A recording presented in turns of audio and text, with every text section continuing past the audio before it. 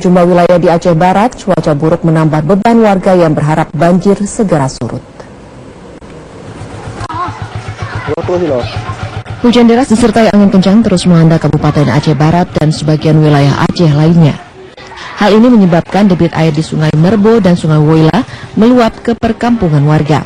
Puluhan desa dalam 5 kecamatan, yaitu Kecamatan Pantenre, Kawaikui, Woyla Timur, Woyla Barat, dan Kecamatan Bubon Aceh Barat, terendam banjir setinggi 50 hingga 1 meter.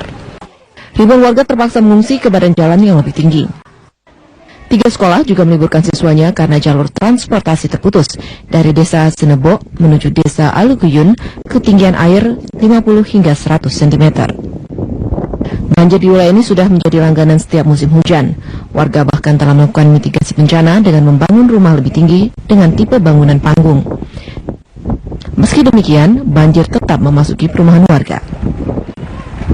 Menurut warga, banjir telah merendam wilayahnya sejak 2 bulan terakhir. Meski demikian, pemerintah belum merespon permintaan warga akan adanya perluasan dan pendalaman aliran sungai untuk menghindari banjir di daerah itu.